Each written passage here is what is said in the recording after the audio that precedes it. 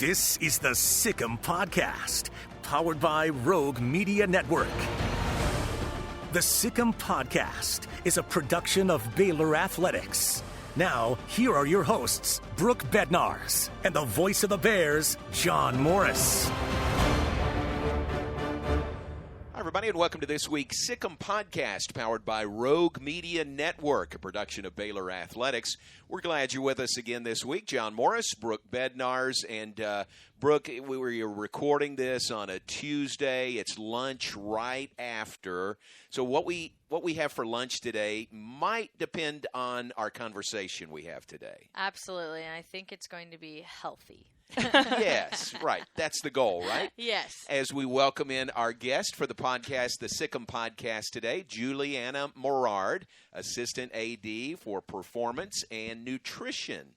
And welcome to you. Thank you for having me. I'm excited to be here. We appreciate it. We were joking about it earlier, but it's the JMO show and Brooke today. That's John right. Morris, Anna Morard. That's true. J Buzz. I mean, your maiden name Buzzard, Yes. and you were J Buzz to all of us, but you got married. Are you JMO now?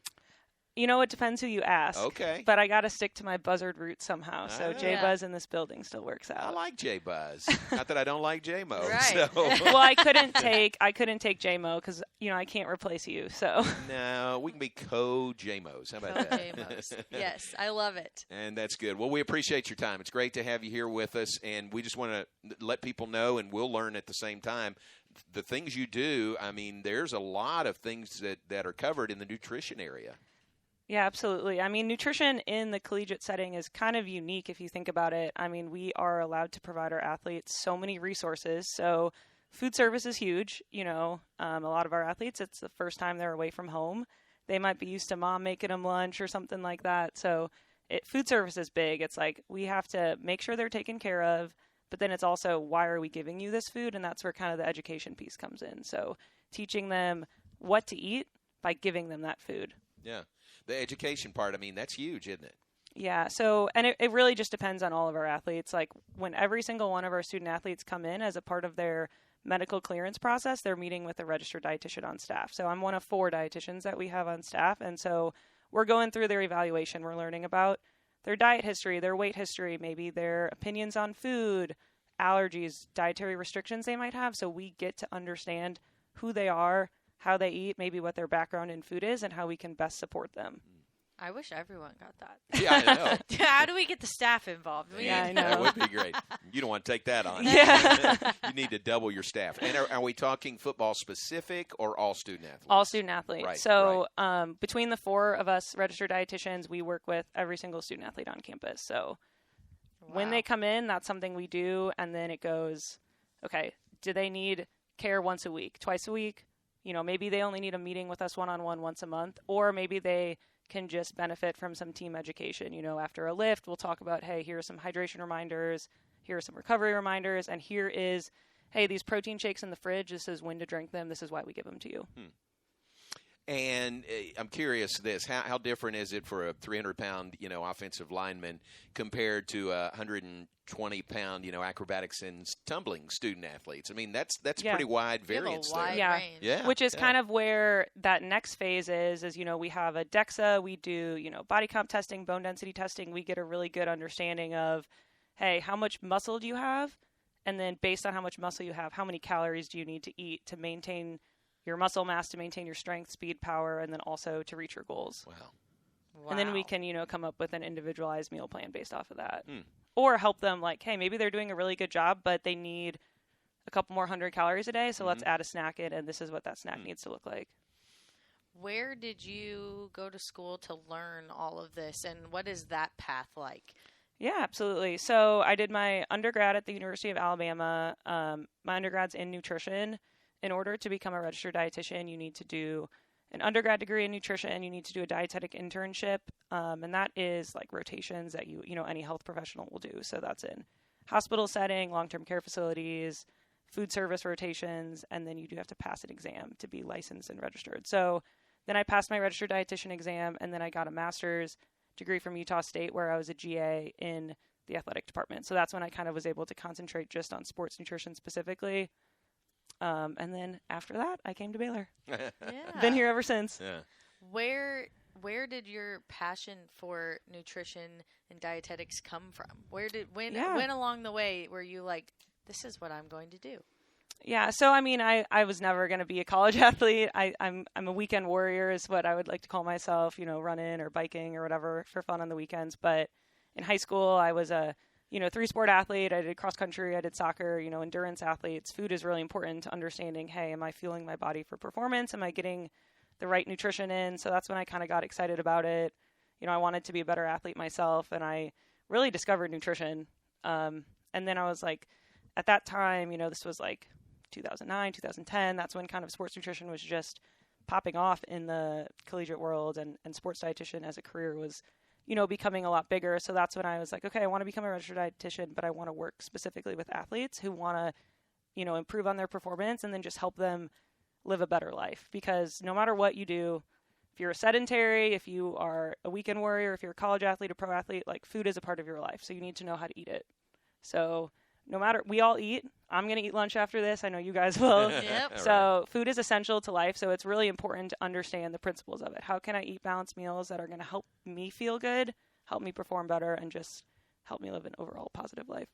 You're from Rockford, Illinois originally, Yep. and went to Alabama. Did you go and with this in mind, with this major in mind, and just stuck right with it? Yeah. So when I went to Alabama as a freshman, I decided to major in nutrition with the idea that I wanted to pursue sports nutrition, and was able to, meet the dietitians that were there at the time, and volunteer making PB&Js and smoothies and whatever they needed as a student worker, similar to what we have our students doing here. They really, from top to bottom, like, there's so much food service that goes into it and a lot of operational stuff. So we really rely on our students and our interns to help us accomplish what we do. After getting your master's at Utah State, what was the process like to getting to Baylor, and how was that transition to becoming going from the GA to the full-time staff, and now you have those responsibilities on you?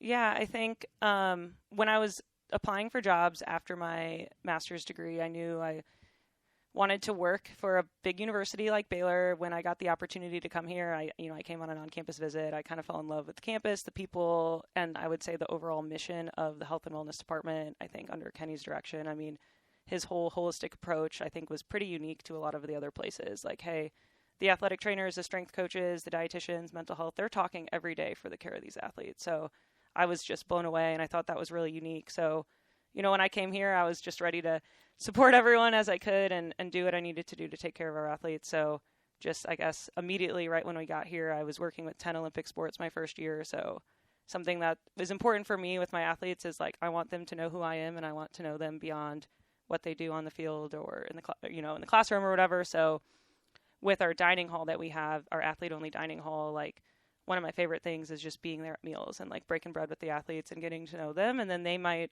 trust what I say a little bit because they know I know, what their parents do for a living, or where they went to high school, or how many siblings they have, or their roommate that's just got a puppy that they need to potty train, so that is really important to me.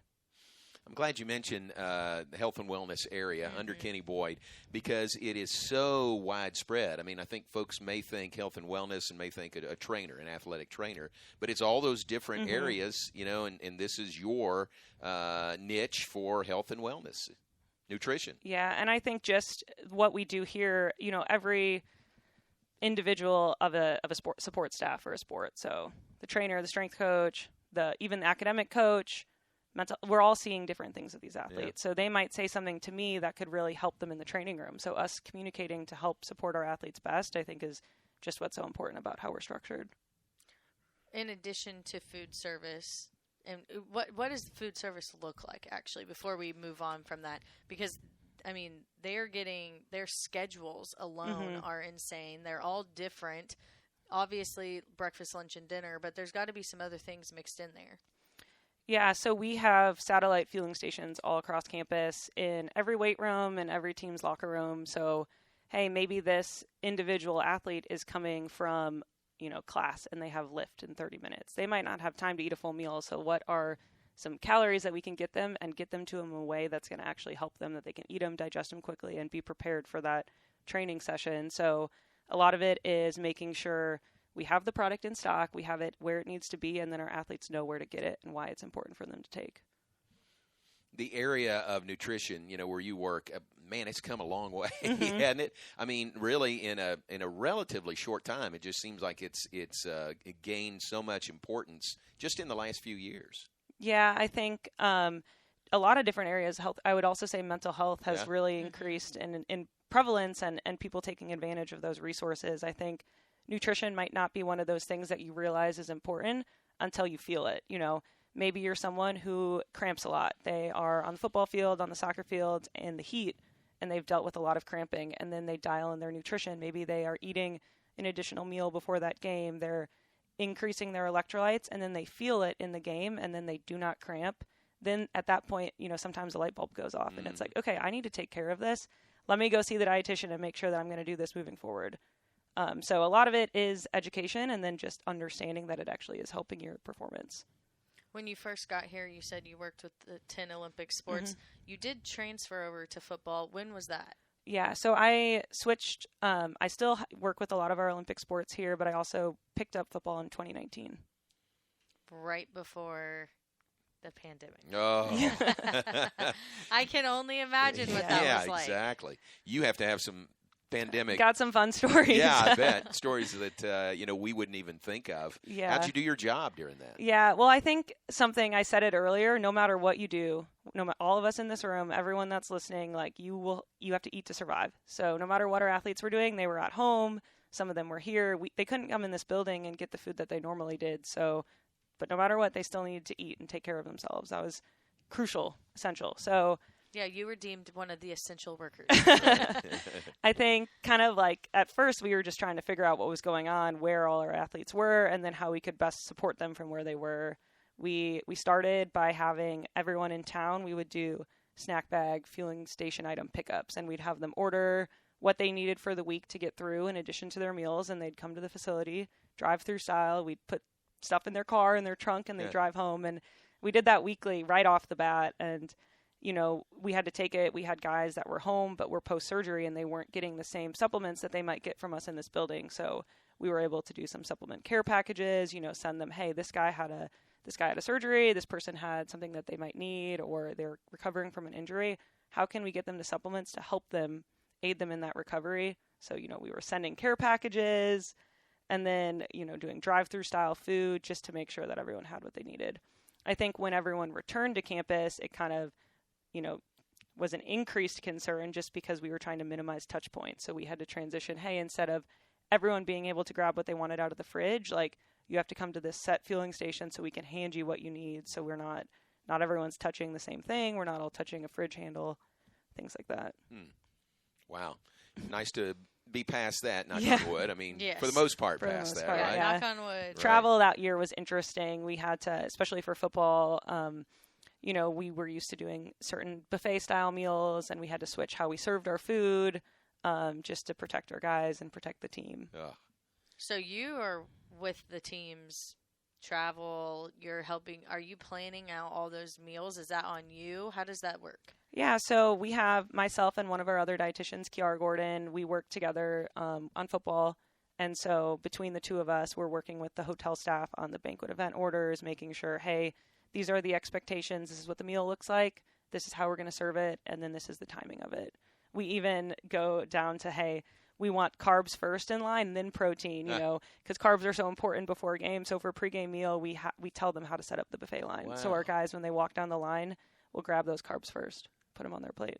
Smart. That's next level right there. That really is.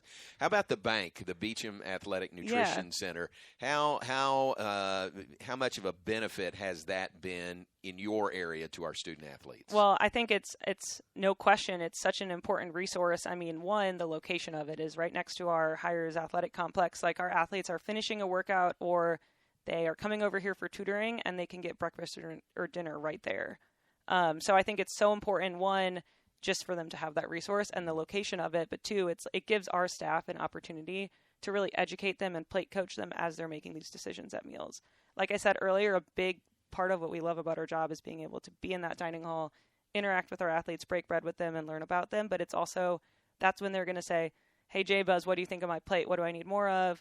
hey, these are my goals. This is what I'm trying to do. Can you help me pick out a plate? And then I can educate them in real time and help them make that decision. And then they can, carry that on in other areas. For everyone listening, what are your go-to, like, maybe first tips that you give somebody when it comes to this? Well, I think we kind of call it a performance plate. It kind of sounds like a cliche, but first it's like understand what needs to be on a basic meal. Every meal you want to be able to look at your meal and say, hey, here are my carbs. Here's my protein. Do I have fruits or vegetables? Am I getting a balanced plate with all three of those components? And then based on their individual goals, maybe the proportions of what those are on their plate look a little bit different. Good. Write it down. Yeah.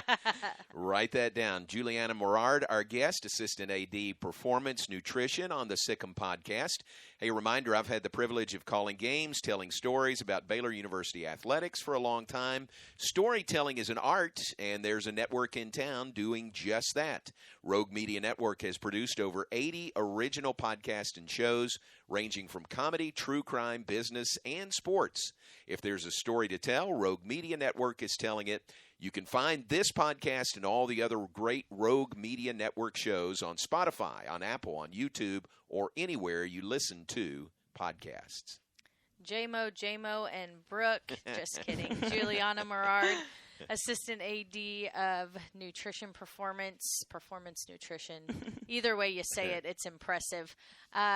Walk us through where you talked about how developmental this entire nutrition world is, how it's come a long way since you even decided to master in this and to get your degree.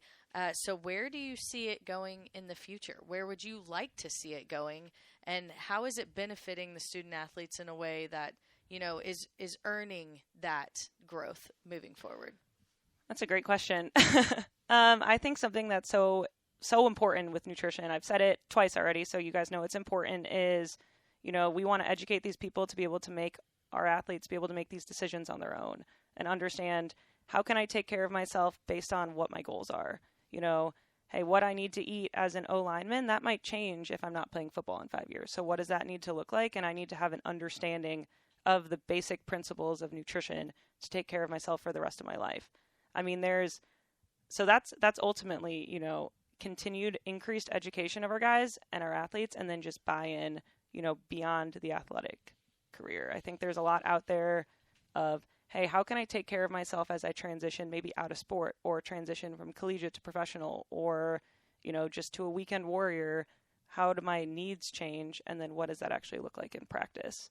And how can I get excited about nutrition and take that away with me? So I think just a lot of like future development beyond your athletic career in the collegiate setting. I always tell parents on recruiting visits, like, hey, no matter what, your son or daughter, like, they're always going to eat for the rest of their life. So by the time they graduate here, I want them to be able to do that on their own without maybe needing to come ask the dietitian before they put anything in their body.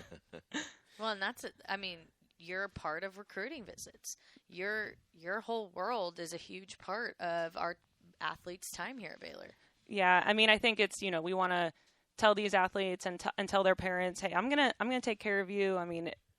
Transitioning to college can be a scary thing, and you want to understand that there's people in all areas that are looking out for you and really want the best for you. From food is essential, and it can be scary having to navigate dorms, classes, living off campus.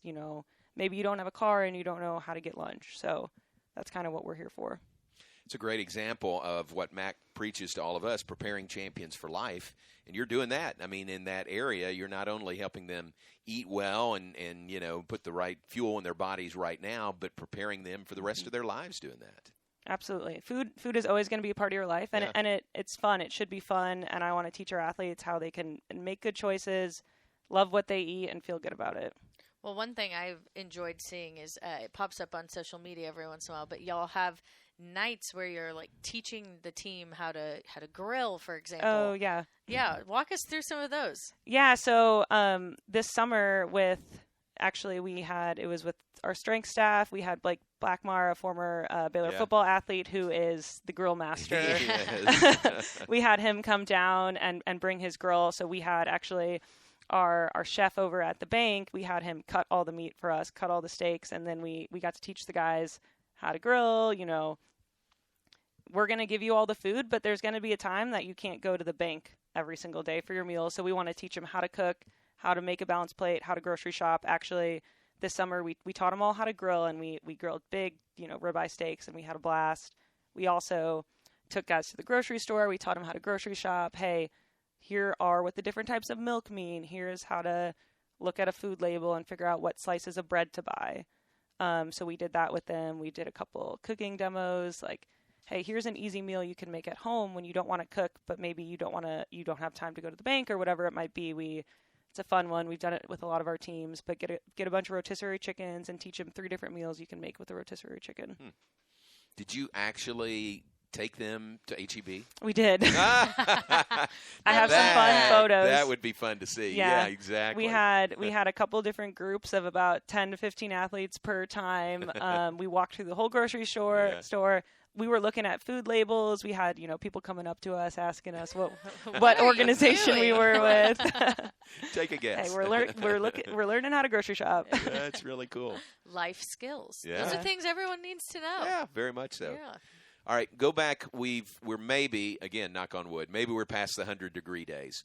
But please. during fall camp this year, and really every year, it was really, just boiling hot here. And pickle juice was something pickles was something you'd hand out during breaks. It works, right? You're a firm believer in pickle juice? Yeah, well, so the reason, we're giving our guys electrolytes, and our guys love pickles. They love pickle juice, so that's an easy way for them to get the electrolytes that we want them to get. I mean, really, hydration during those 100-degree days, it's a collaboration with our whole health and wellness staff. Sure. The athletic trainers, the strength coaches help emphasize the message, and us, we're all working together to give our heavy sweater guys, our salty sweater guys, the electrolytes they need before practice to prepare for it, and then during practice to make it through that practice. Wow. I'm just impressed that you know that, which guys are which. Right. Yeah. But you do, right? Yeah, I mean, again, it's a whole health and wellness collaboration. We, if we have guys that get dehydrated the previous day during practice, we're going to hydration test them, make sure that they're rehydrated for the next practice, and we're all communicating as a staff to make sure we have eyes and ears on every single one of them to avoid anything to happen. Because really, we want our players to be available to do what they need to do on the football field, so the way to do that is to make sure they're hydrated, fueled, and taken care of, do all their rehab, their recovery before walking on to practice. I thought that really showed the first football game of the year when a team from upstate New York came to Central Texas. They were cramping up all night, weren't they? Yeah, that heat was no joke, and our guys are used to it because we practice. Right. We practice in that every single day, and it kind of goes back to what I was saying earlier of how do you get people to buy in and care about nutrition? Where all our players they felt it, they know what it feels like when they're hydrated and fueled for practice on a hot day. Yeah. So they know how to translate that into a game. Whereas someone else who maybe hasn't had that exposure, they might not know that yet. They might not have learned what works for their body. Well, and how neat is it? I'm sure the older guys who have seen, not just the development and the strength and weight room, but also how their bodies have transformed, specifically speaking about the football team, to see, the growth that they've had from that freshman year to their senior season, and then be able to credit it to you. I'm sure there's some good conversations where the younger guys are like, yeah, I know how to eat. And then they're like, yeah, right. You should listen to her. Yeah. Yeah, it's always kind of fun when we hear the older guys who are like, oh, I was like that once, and then I kind of learned, and it's your bodies are going to change because of what the work you do in here. And that's what you're doing on practice. That's what you're doing in the weight room. And I always tell our players, hey, you're breaking down your body in the weight room. In order to build it back up and make the changes that you want to do, you need to eat right. You need to recover from your workouts. You need to eat enough calories, and you need to have a good routine. I know it's got to be different for different size guys. Let's talk football. But an offensive lineman, what would be ballpark average caloric intake per day? It depends, but you guys will probably be amazed to know it could be 6,000 calories 6,000, or more. yeah, it really just depends on that individual. Like I said, we do body comp tests through a DEXA machine, so we can get their exact fat-free mass and calculate what their needs are to maintain their muscle mass. As to where a typical person is. I mean, I this is such a dietitian answer. I don't like to say there's a typical person because everyone's body is unique and different, and everyone has different needs. If you look on the back of a food label, it might be like, oh, this is based on a 2,000 calorie diet. That's kind of a number that a lot of people like to throw out. Okay. But depending on your activity level and your body composition, like everyone's needs are going to be so different. Yeah, that's good. That's fair. There's- Fair yeah, answer. I know. It's very fair. I can't be mad about that. It's such a gray area answer, but again, I don't think I'd be a registered dietitian to not call that out. That's great. Tell everybody about your staff, not just you, but you've got 3 others in your area okay. also. So like I talked about earlier, Kiara Gordon works with me on football. So me and her, we're both traveling. We're both on the sideline. It does take a village to take care of a team of that It's a big size with team. the way we travel. So really, really lucky that we get to work together on that. She also has a couple Olympic sports as well. Kristen Fant, she's our Associate Director of Performance Nutrition, and she works predominantly with a lot of our female Olympic sport athletes. And then Corey Eakins, he is our new Associate Director of Performance Nutrition. He has been here about 2 months at this point, and he is actually officing out of the Farrell Center working with our men's and women's basketball teams and our women's volleyball team. Yeah. Very cool. And that just shows how much importance is on this area, the way it's grown. Yeah. Not just one, registered dietitian, one nutritionist, but 4 now Yeah. to take care of our student athletes. Absolutely. And I think, too, there's been such a, big commitment from administration Right. down in all areas of health and wellness. So we're really lucky for the resources we have and the staff we have to take care of our athletes. Well, it's proving to be important. And it's working on the court, field, whatever sport we're talking about, because JMO and I have had the opportunity to talk about a lot of confetti falling. So That's good. You're doing your yeah. part. All right, off the field. Okay. Who do you know here in Central Texas that would be the biggest hockey fan that you know? That's funny. Okay, so this is my opportunity to talk about my husband, There Andre. you go. Yeah, great. Yeah, it's actually sad. There's no ice rink in Waco, so he's actually taken up roller hockey since we've been living here, Really? which is fun for him. Yeah. So he's met some guys that actually are big roller hockey guys in the area. We'll get up to Dallas when we can to go see a Stars game or something. That's great. But it's fun. He played club hockey at Alabama, so he's I was always about been to ask, around when it. did you meet? We met in undergrad, so I've been married about 1.5 years now, but we met in undergrad and have been together ever since. Nice. Was there ice in Alabama? So there was not ice in Tuscaloosa. There was Okay. ice in a suburb of Birmingham, so Okay. they had to drive to practice every day. Gotcha. But he would be first in line if we ever had Yeah, some kind of 100%. hockey rink here. Actually, when he first moved here, he was driving to Austin to play on ice every week, and Really? then he found out about the roller hockey league in Waco and Wow. joined that. That's great. Wow. That's How great. cool. And tell us about Wilson and Duncan. Yes. Yeah, so I'm a very proud #dog mom. Anyone in this building knows that. I'm always showing people pictures of my dogs. I'm a crazy dog mom, I guess you could put it. But Wilson and Duncan, they are both labs, a yellow lab and a chocolate lab, and they are very spoiled. Our dogs live a really good life. Andre works from home, so Dad's always home. Big backyard. They go on hikes every day, so Oh, our dogs wow. have it made. They're Yeah. enjoying it. They're daily warriors. You might be a weekend warrior. Yeah. They're Yeah, daily. exactly. Getting all Exactly. that exercise in. Well, it's great to learn more about what you do and about your area and how important it is. And I think, Brooke and Julianne, I think Baylor is in really good shape in this area. I mean, we're, top level, right? I hope so. That's what Yeah. we're striving for. No, I know. I think we really I are. would have to say so. We're seeing it. We're seeing the effects of what you do. Our athletes are learning. We are preparing champions for life, and you're playing a huge part in that. And so thank you for taking the time out of your very busy schedule, right before lunch of all things. Exactly. to Well, I come hope you talk guys to all us. get a good balanced lunch after this. It's got to be. Yes. Thank you very much. We appreciate it. Yeah, thank you guys for having me. Are you interested in true crime, funny one-star reviews, or inspiring stories? What about the history of Waco or the famous people who have lived and worked here? All these and more are produced by Rogue Media Network. There are over 80 different shows, including this one, with more coming all the time. If there is a story to tell, Rogue Media Network is telling it. Watch on YouTube or listen now wherever you get your podcasts. That is this week's Sikkim podcast, powered by Rogue Media Network. We appreciate you being with us. For Brooke Bednarz and JMO, Anna Morard, I'm John Morris. Thanks for being with us. We'll talk to you next week with our next Sikkim podcast. You've been listening to the Sikkim Podcast, powered by Rogue Media Network. The Sikkim Podcast is a production of Baylor Athletics.